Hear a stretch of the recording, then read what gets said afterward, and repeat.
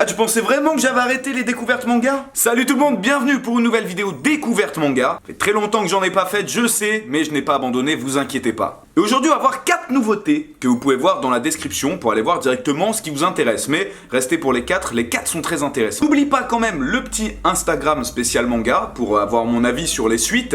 Et il y a aussi un petit lien dans la description d'un site qui vous permet de récupérer de l'argent sur tous vos achats d'internet. Pensez-y, c'est assez intéressant. On commence donc avec Toko Zero, le tome 1. Qui est un manga scénarisé par Toru Fujisawa, qui n'est autre que le scénariste dessinateur de GTO. D'ailleurs, pour l'occasion, Pika a fait fort puisqu'ils ont ressorti une nouvelle édition de GTO à 3€ le tome pour les 20 ans, Young GTO et même GTO Bad Company. Donc ça, c'est très cool, merci à eux. Alors bon, Toko Zero, ça n'a rien à voir avec GTO. On est plus un peu dans un délire avec des monstres, du paranormal, etc. Puisqu'on va suivre Ibuki, qui est une agent policière qui arrive à voir les gens de l'autre monde. Bon, me demandez pas pourquoi, on dit que c'est un don de sa grand-mère. Bon, d'accord. Et depuis un petit moment, elle voit beaucoup de ces monstres dans la rue. Et vous demandez qui est ce mec totalement stylé? Eh bien, c'est Hayato. Et Hayato, qu'est-ce qu'il fait? Vous l'aurez deviné tout de suite, il tue les gens de l'autre monde. Donc forcément, il va être amené à rencontrer Ibuki, il va la sauver plusieurs fois, etc. Alors je sais plus exactement comment ça s'appelle, mais il y a de ça, donc dans l'histoire, 20 ans, une sorte de boîte de Pandore a été libérée,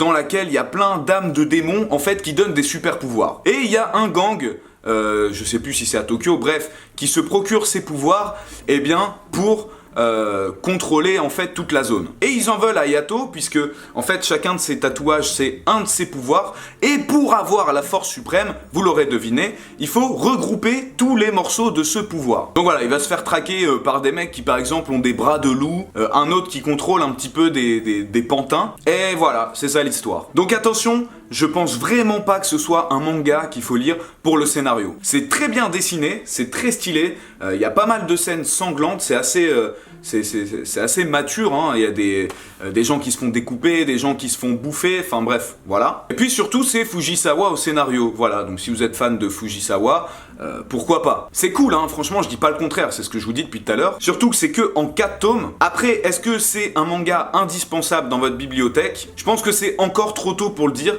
Il faudra voir ce que donne l'ensemble, donc les 4 tomes, et ça, je vous le dirai sur Instagram. On enchaîne avec le tome 1 de Gambling School. Putain, j'ai eu du mal. Sorti chez les éditions Soleil Manga, c'était sorti lors de la Japan Expo. Les 2 premiers tomes en même temps, mais je n'ai lu que le tome 1. D'ailleurs, il me semble qu'il y a un animé aussi qui sort en ce moment. J'ai pas regardé l'animé pour découvrir tout simplement le manga. Et je vous le dis tout de suite, j'ai pris une claque. Alors ça se passe dans un lycée nommé Yako, réservé un petit peu à l'élite, si vous voulez, tous les fils de Bourges, des mecs qui ont plein d'argent et tout ça. Mais ce lycée a une particularité, c'est que au sein de ce lycée, tous les élèves parient de l'argent sur des jeux de hasard. Il y a toute une hiérarchie qui est faite avec le conseil des élèves qui sont les meilleurs joueurs. Et en fait, si t'es dans les derniers, tu deviens le larbin de tous les autres. Donc comme vous l'aurez compris, c'est un système qui favorise les riches. Et puis une fois que t'es endetté, t'es obligé un peu de te soumettre à tout le monde. Donc déjà là, c'est un peu hard et je viens de lâcher un putain de postillon. Et attends, c'est pas fini parce qu'en fait, ce que tu crois être des jeux de hasard sont truqués. Bah oui, comme dans la vraie vie, j'ai envie de te dire, les riches vont s'enrichir et les pauvres vont s'appauvrir. Quelle super analyse de notre société actuelle. Et là, t'as Yumeko, la meuf que tu vois en couverture. Déjà, tu vois, elle a l'air un petit peu chelou. Mais ce qui est bizarre, c'est quand tu la vois dans le manga, ça a l'air d'être une fille un peu normale, naïve. Voilà, c'est la nouvelle. Elle demande à un petit sous-fifre de lui faire visiter l'école et tout, machin. Et une des meufs de la classe qui se sent un peu trop chaude qui dit vas-y, je te défie au pierre-feuille-ciseau. Mais c'est pas un pierre-feuille-ciseau normal. Il y a des règles spécifiques. Je vais pas vous le spoiler parce que ça, c'est une des parties très intéressantes de ce manga, c'est la façon dont les jeux en fait sont réinventés. Et là tu te rends compte que Yumeko, elle est complètement folle. Déjà elle arrive, elle met une grosse somme d'argent, c'est une nouvelle, tu vois, elle a pas peur, elle a pas froid aux yeux, elle défie l'une des meufs les plus importantes de la classe, dans une partie complètement folle. Alors, retenez ce que je vous ai dit que les parties étaient truquées. Je vais pas vous spoiler comment ça se passe, mais il y a de très très forts rebondissements. Et c'est ça qui est bien, c'est que on t'explique quand même en quoi le jeu est truqué. Et en fait, au long de la partie, t'as tous les éléments pour te rendre compte que c'est truqué. Sauf que moi, bête comme je suis, j'étais tellement concentré dans le jeu, je me disais putain comment elle va s'en sortir et tout, j'ai même pas pensé à déchiffrer. Bon, je l'ai fait par la suite, parce qu'en fait dans le tome vous avez à peu près 3-4 parties comme ça. Donc au fur et à mesure du tome, elle va affronter des gens de plus en plus importants, et elle prend un malin plaisir vraiment sadique d'humilier ses adversaires. À tel point que direct dans le premier tome, la personne la plus puissante du lycée doit intervenir. Alors la vraie question c'est de savoir qui est cette fille. Déjà, pourquoi est-ce qu'elle est complètement folle, d'où est-ce qu'elle détient tout cet argent, parce que vous allez voir, elle joue des sommes mais incroyable, hein. Ça joue au pierre-feuille-ciseaux à des milliers d'euros. C'est un personnage super intéressant, mais plein de mystères. Et moi, je kiffe ça. Les parties sont super intenses, vous découvrez des jeux de hasard super intéressants. Les dessins, franchement, sont super beaux. Et ça devient surtout super intense, parce qu'à chaque fois, un moment dans le jeu, il y a quelqu'un qui pète un plomb. Et voilà, c'est une très grosse surprise. Un manga sur les jeux de hasard, avec une fille complètement folle, je ne peux que vous inviter à lire.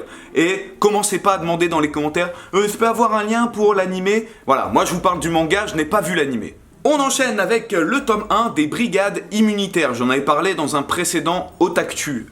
Ça va peut-être rappeler des choses à certains ici. Alors là, on est sur un concept encore plus fou. Tu vois, déjà des mangas sur des lycéens qui jouent des millions de yens sur des jeux de hasard, il n'y en a pas beaucoup. Mais alors là, gros, le concept du truc, c'est sur l'intérieur du corps humain et le fonctionnement des cellules qui s'y trouvent. Alors vous inquiétez pas, hein, c'est pas Il était une fois la vie là qu'on voyait sur Arte, tu sais, avec le papy qui a la longue barbe. C'est quand même un shonen. Et mine de rien, tu vois, moi qui en cours d'SVT ne comprenais rien sur le fonctionnement des cellules blanches, des cellules rouges, des lymphocytes, tous ces trucs là, et ben grâce à ça, t'en sais un peu plus. En fait, chaque cellule du corps humain, enfin il n'y a pas toutes les cellules du corps humain, est personnifiée par un personnage. Là d'ailleurs sur la couverture, t'as une globule rouge et une globule blanche. Et ce qui est bien, c'est qu'à chaque fois que tu les vois, t'as un petit descriptif qui dit voilà, les globules blanches ont pour mission de faire ceci, cela. Les globules rouges, nanani, nanana. Et c'est pareil en fait pour les corps étrangers.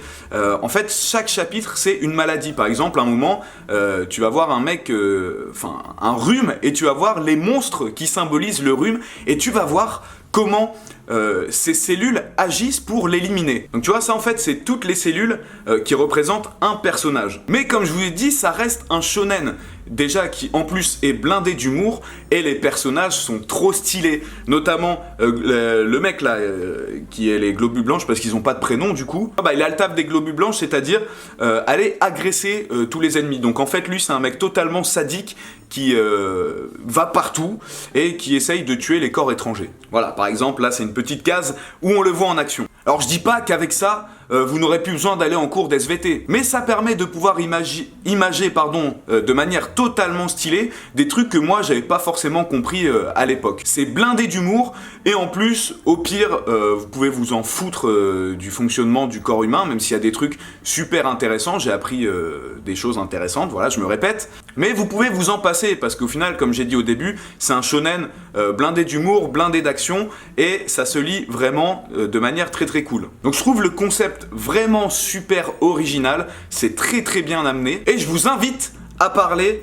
de ce manga à votre prof d'SVT. Parce que je vous jure que moi, par rapport aux explications que j'avais eues à l'époque, il suffit de dire à tes élèves, voilà, lisez le tome 1 de Brigade immunitaire, et ça rentrera plus facilement dans la tête. Par contre, commencez pas à expliquer comment ça se passe dans le manga dans votre DS, hein, parce que je suis pas sûr à 100% que ce soit exactement pareil. Mais on voit que l'auteur a fait des recherches, et en fait, il allie très très bien les deux. À savoir le divertissement et le savoir. Donc je vous recommande très très fortement les Brigades immunitaires. Et on termine avec My Hero Academia Vigilante Illégale, qui, comme vous l'aurez compris, est un spin-off de My Hero Academia. Qu'est-ce que c'est qu'un spin-off?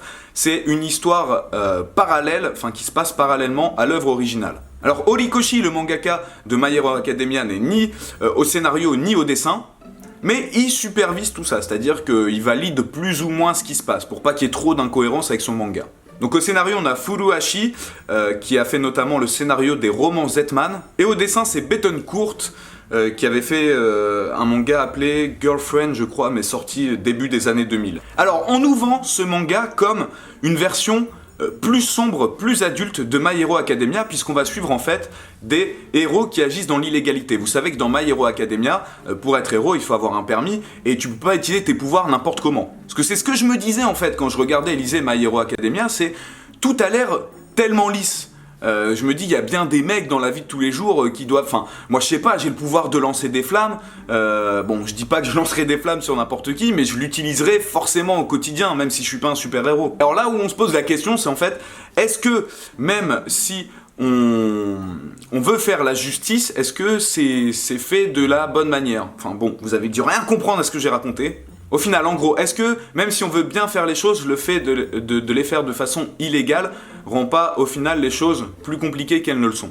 Ça veut rien dire non plus. Alors, il y a quelques petits clins d'œil de My Hero Academia, on voit notamment des héros, All Might, Eraserhead et tout ça, mais bon, de manière très très courte. Et dans l'histoire, on va suivre ce personnage qui doit vous faire penser étrangement à Deku, sauf que lui, il a un petit pouvoir, son pouvoir, il est nul, ça lui permet de glisser. Il va être supervisé par ce mec-là, qui est qualifié comme le Batman de My Hero Academia. En fait, si All Might est Superman, lui c'est le Batman, c'est-à-dire il a son propre sens de la justice, bien à lui. Qui lui n'a pas de pouvoir, mais c'est une grosse brute. Voilà. Et en fait, on se rend compte que dans la ville, il y a un mec, on sait pas qui, il permet aux gens un peu frustrés de devenir des super vilains sur une courte période. Ça décuple les pouvoirs en fait et ça fout un big benzen. Alors c'est sympa, vraiment, même au niveau du dessin, ça se rapproche assez, ça se rapproche assez fortement de My Hero Academia, mais ce n'est absolument pas utile, je veux dire, c'est vraiment en parallèle à My Hero Academia, vous n'allez rien apprendre en plus sur l'histoire. Je sais pas si je me suis bien fait comprendre. C'est vraiment optionnel. Alors, ça se lit, moi j'avais un très mauvais a priori avant de le lire, au final j'ai trouvé que c'était assez cool, donc je pense que c'est vraiment fait pour ceux qui sont très très très fans de My Hero Academia et qui ont soif de cet univers et qui veulent en ingurgiter encore plus. Sachant qu'il n'y a que 2 tomes qui sont sortis au Japon, on ne sait pas quand le tome 2 sortira. Et voilà, je trouve que c'est bon délire, mais pas forcément indispensable. Voilà, c'est fini pour cet épisode. N'hésitez pas à réagir dans les commentaires si vous avez lu un de ces mangas, dire ce que vous en pensez. Si ça vous a donné envie d'en lire un, lequel. Et de me dire aussi ce que vous avez lu dernièrement, nouveau, ancien, pas de soucis. Tous vos avis sont importants. Merci à vous et on se dit à très bientôt. Jana!